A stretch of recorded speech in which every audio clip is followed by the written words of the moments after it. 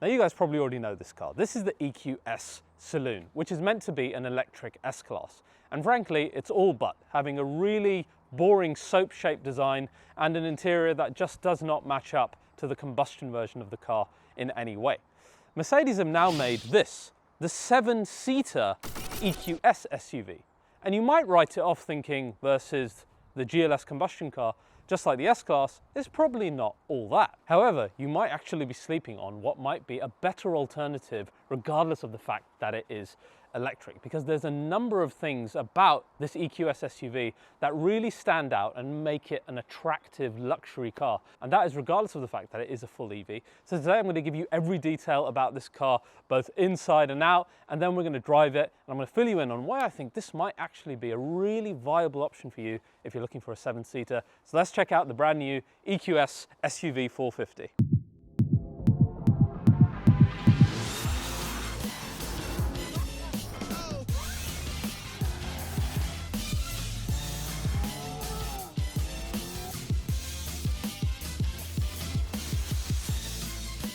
So guys, while fumes are a bad habit that car makers are trying to stop, our sponsor today, called Fume, is a better way to break bad habits for us humans. So this is our sponsor, Fume, and they look at that age-old problem in a different way. Not all habits within a bad habit are bad, so why not just remove the bad portion of that bad habit and leave the good side? So this is the Fume device. It is an award-winning, innovative little thing here that is absolutely electronic-free. It has no vapor in it. It has 0 chemicals. Instead, Fume uses just flavored air. And it uses completely natural, delicious little flavor packets, all different flavors that you can get, and it simply flavors your air. So you get the basic idea. Instead of a bad habit, Fume removes the bad and leaves only the good side. The other great thing, it's beautifully made. It's carved in wood and it's made with magnets, so it's also got an adjustable airflow valve at the top that's controlled by magnets here, and it's such a satisfying thing to play around with. If you like a bit of fidgeting with your devices as well, it really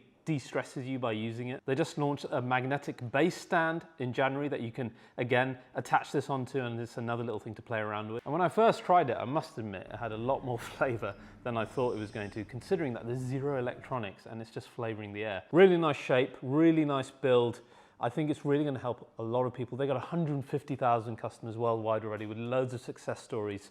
Nothing to say that you can't be the next one. So there you go, guys. A totally natural way of stopping, really well built, easy, even fun just to fidget around with it. And of course, as an RBR viewer, you do get a discount. Pick up the Journey Pack today and you'll get a discount. Just go to tryfume.com/RBR or use the QR code that I put up here and use the code RBR and you will get 10% off the Journey Pack. So that's tryfum.com/RBR. A huge thanks to Fume for supporting today's episode and to you guys for supporting our regular sponsors. Now, back to the episode. So guys, in a world where a brand new 5 Series that isn't even an M5 can cost you £100,000, and similar with something like the brand new Macan, which is an entry-level Porsche SUV, you shouldn't be surprised to hear that this EQS SUV 450 costs 143k as tested in this version here. New car prices are going absolutely mad at the moment, and that's without even thinking about the fact that you can get a Maybach version of this car, which is well north of £200,000. However, that is the car market as it stands. And regardless of that, this is actually a really compelling luxury car when compared to other luxury cars in the segment, be them electric or combustion.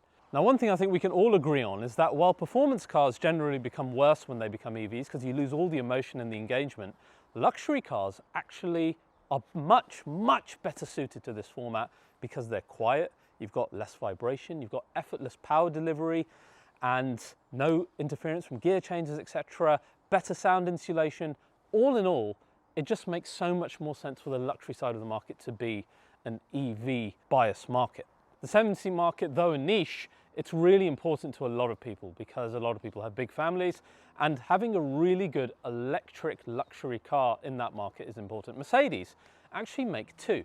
The first one is the entry-level EQB, which is of course based on the GLB. It's got a small, quite small third row, but it has one nonetheless as an entry-level car. Of course, you have the giant GLS, which has recently been facelifted, and then finally now this, which is their most expensive one, which is the EQS SUV. Let's talk about this car a little bit. First of all, you've got a 108 kilowatt battery in here, which gives you a huge WLTP mile range of around about 365 miles, which is massive.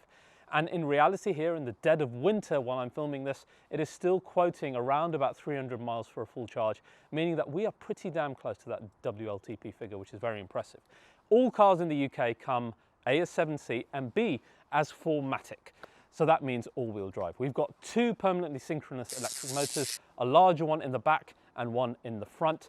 Our 450 gives us horsepower of 355 brake, and we have a level above this, which is the 580, and that gives us 536 horsepower. Either way, all 4MATIC and all driven by two electric motors and a load of the usual torque management stuff. But regardless of what you pick, this car weighs a stonking 2.8 tons, which is massive.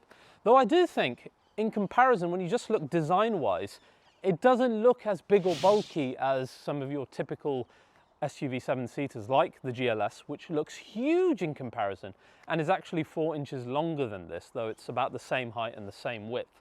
And indeed something like the X7, which again just looks massive versus this car. Because of the slightly sloped and raked rear roofline, it looks a lot more like a hatchback from a lot of angles, and when driving it, that only improves because your GLS actually has no rear wheel steering at all, whereas this car has 10-degree rear wheel steer, and that absolutely changes the game, as I'll show you later when we're driving. When it comes to smaller maneuvers, as you can see within my little driveway here, it's so much easier to maneuver this car thanks to that 10-degree rear wheel steer, and that then translates in things like parking, etc., which again I will show you later. And that is often a big hesitation for people going to a 7-seater, and the EQS SUV for maneuverability, particularly slow speeds, is actually pretty damn fantastic. As far as design goes, it's your typical same sausage, different length or different height, as it might be with this one, as it is with all EQ cars. So it's essentially a swollen EQS, though I think the SUVs have fared a lot better in this regard, because they have a longer bonnet generally than those saloon cars and a bit more of a defined passenger cell. So it ends up looking a bit more like a normal car. Still not quite, but closer than those. Certainly there's a few angles on this that actually look nice versus the saloons that all look hideous. One thing I will say from the outset on this review, that in my opinion, this car only makes sense if you really want 7 seats. If you don't, the EQE SUV has 90% of what this has in every regard, and in my opinion is a better looking car as well. So bear that in mind if you are considering this car. Now we do have to talk about practicality, and this car is practical. It can fit 7 mugs of my size in it. Genuinely, you can fit us in. So it is a proper 7-seater, and I'll show you that in a second. But we do need to talk about luggage space. We need to talk about what the interior is like. Is it worth the $140,000 that this car sits at? Let's have a look at the practicality of the EQS, and then we will head out for a drive. Boot space is an interesting one. First of all, your charging cables, there's no really good place to put them. So you have these 2 bags with the charging cables. You might think that there might be space in here. There really isn't. These won't fit in this lower area, which would be the natural place. So they just kind of sit here, which normally is okay. For example, if we folded down our 3rd row, then you have ample space. You've got 800 litres of space with the 3rd row down. But with the 3rd row up, you've got barely 200, which really doesn't translate into much, especially with these two taking up much. If I now fling my kid's pram in the back, you see you've lost even more space than that. So I wish they had a better place to put those. Given the size of this car, I mean, remember, you've got that huge front end. Surely they should have just put a little bit of storage in there. So I guess the practicality of the boot depends how often you're going to be using the 7-seat element. I think it's not as good as even, say, the X5, because you just haven't got the height. Because of that hatchback type rear, you lose quite a bit of what you could store at the top there. Now, getting inside the car, there is a certain wow factor to the interior that is simply due to the fact it being electric. And that is just how much space you actually have in terms of sheer legroom. This is pretty nice back here, isn't it? Loads and loads of legroom, tons of it, and more thanks to the fact that we haven't got any central tunnel here because it's an EV. So you have lots of space. All of this is kind of S-Class reminiscent, including our pillows behind us. And then hidden in here, in fact, more from S-Class. You notice the Samsung tablet, which then allows you complete control of the car, just like you find in the rear entertainment system here, but you can do it by hand, or you can hand this off to your third row occupants to have a play with instead, and you can do like the music, the comfort, the other bits and pieces, and it's all configured, look, to the other screen as well. So that's nice. All of this reminiscent of S-Class. The view in the front is nice. The fact that you've got the double panoramic roof around you is really nice as well. So it's a nice place to sit as a passenger, long drive, nice comfy pillow behind you. Another point of luxury is our third row seating is very important in this car. And rather than some manual switch to pull this back, which you have got for loading, all you do is tug on this little button here, and you can see both the front and our middle row electrically comes forward and allows you ample space. Then you can see the rear is finished in the same way, not as much space as GLS. We're lacking those 3 to 4 inches that you have in that car, and I don't think you've got the travel.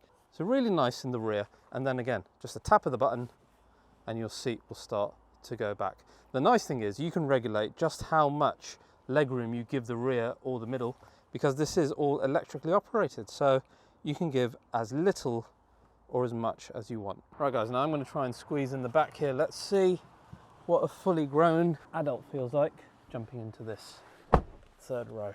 Crikey. I mean, that's not bad actually. As I said, this seat can actually move forward by some margin thanks to our electric controls over there, and there's plenty of legroom for them to be able to push this seat forward for me. So that's not too bad.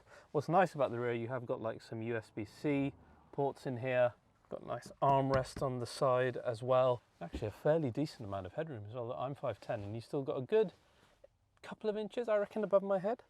So I don't feel like I'm uncomfortable back here. It's actually pretty decent. So if you're worried about viability for adults in the back, I don't think it's anything like EQB. This is actually quite a decent, it's not as good as GLS because you haven't got those extra 3 or 4 inches, which always help. But yeah, it's decent in the back. Now guys, as far as the infotainment system goes, this is MBUX with Hyperscreen. If you want to find out what that means, check out my EQE SUV review, check out my EQS review, EQE, it's in all of them, all right? I'm not going to delve into it again. Essentially, you've got one massive screen with 3 separate screens in there. Your driver zone, where you can choose a ton of different designs and driving assistance screens, as well as this off-roading one, which is unique to the SUV versions of the EQs. You've got your main screen with all of your usual MBUX stuff in there, including EQ specific screens, and then the passenger screen, which is utterly useless. And you can check my other videos to find out why that is. So, pretty standard EQ fare in the front, nothing that stands out apart from the fantastic seats.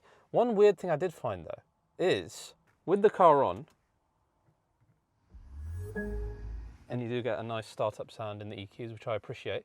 If you pop the car into neutral, do you hear that? I can rev this car.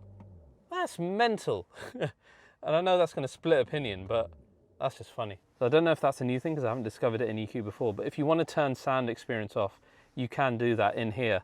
You've got 3 different choices: Silver Waves, Vivid Flux, and Roaring Pulse. So now if we rev Roaring Pulse, it's got a different one. I actually prefer Silver Waves, and I'll explain that why. We're going to go through all the sounds as well. So let's head off and see what the EQS SUV is like on the open road. Now guys, first and foremost, what you must understand is that this is a luxury vehicle, okay? It's not trying to be a dynamic SUV or anything of those sorts. And I did read a few reviews of EQS SUV where there was a lot said about the dynamics of the car that, though absolutely relevant, I don't think as relevant to the buyer of this car, eventually the person who will decide to buy one of these. What I'm interested in today is luxury, okay? And luxury up to the point of £143,000 worth of luxury when driving. That's what I'm interested in. So really, for a car like the EQS SUV, one of its main rivals is the S-Class, because that is the king of luxury. Now, the good thing about EVs is that they're already placed to be better luxury cars than the combustion variants. As we discussed, they have better sound insulation, thicker glass. We haven't got a rumbly engine with any vibration or noise. We've got effortless power and torque delivery as well, and you can shoot off without ever jerking the passenger. It's all really well suited for a luxury car experience. And I recently drove the Rolls-Royce Spectre as well, which is what Rolls-Royce themselves are referring to as the best version of a Rolls-Royce because it's better to be electric. That video is coming soon on RBR. And when I drove that car as well, I found that the fact that it was electric only helped the situation. Now with EQS SUV, it's a really, really, really cosseting and comfortable car. Okay, you chuck it on self-drive like I have just now, and it deals with the bumps in the road really well, somewhat, and I'll get back to that in a minute. S-Class level air suspension being standard across all the cars you can buy. You've got some anti-roll stabilization, etc. as well. And of course your rear wheel steering when it's higher speeds like this helps with keeping the car more stable as you change direction as well. So it's not just about low speeds. And really, when I've had the family in this car, they've absolutely loved it in terms of that luxury experience, that S-Class experience. And S-Class did keep coming up in conversation when driving this. And I think you guys can perceive that as well, just how quiet it is in the car. But you know what, I fancy a bit of a massage. Actually, I don't need to do that this way. Hey Mercedes, how can I help? Give me a massage. I'm switching on the massage for you. An MBUX voice assistant, as you guys know, it is the best voice assistant out there. It is genuinely, genuinely useful. It is still listening to me now as I'm talking, as you can see from the lights here on our front dash. And it's clever in that way. You know, you don't need to keep giving it commands. It's quite a good system. So now I'm currently getting a wave massage. The car is essentially driving itself with driving assistance package, and it's super comfortable. Where it kind of goes a little bit wrong is that suspension, although cosseting for the most part, but the car does get unsettled and becomes wibbly wobbly when it's faced with uneven terrain. And I find that so weird because 8 years ago, the S-Class Coupe introduced, you know, radar sensing of the road surface in order to prepare the suspension beforehand. How come this EQ just doesn't seem to be able to do it? Is the car too heavy? Is it too high? You know, are these factors coming into play? It's weird in that the passengers can perceive the fact that this car is heavy when you're driving slow. I mean, I get it when you're driving fast, but when you're driving slow, really, should they? That bothers me a little bit. It's not so bad in lower speeds, but you do feel it when you're, you know, doing 70 miles an hour on a motorway or on a dual carriageway B road like this. It's just a little bit unsettling.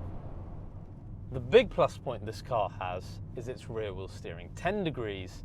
And when it comes to roundabouts or short turnings in and around town, it is brilliant. And it feels so much smaller than the GLS. In fact, it has the turning circle of something like an A-Class. That's insane, and that's how good it is. Okay guys, check this out. We've got a super sharp bend here, okay? And watch how easy it is for the EQS SUV to do this. I didn't even go into that other lane. That's how good the turning circle is, thanks to the 10-degree rear wheel steer.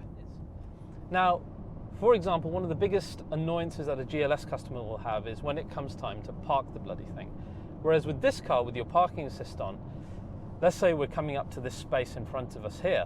The parking assist will pick up the space as you pass it. You simply tap the parking button on the side and it will even park for you using that massive turning circle advantage of the 10 degrees.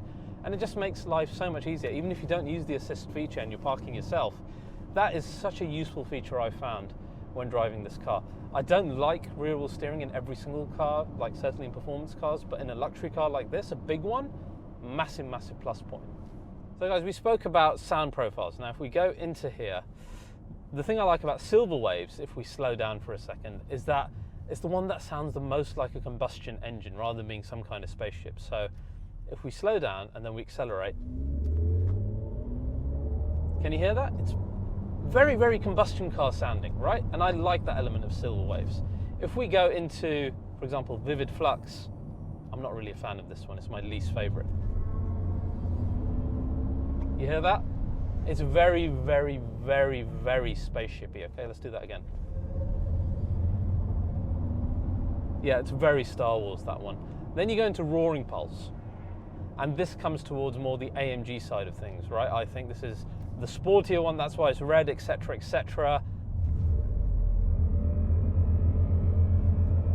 Roaring Pulse is scary sounding. It's like when the villain turns up. It's like Darth Vader's Star Destroyer has just turned up. It's not unpleasant, and I think it makes sense in an SUV that kind of looks like this car.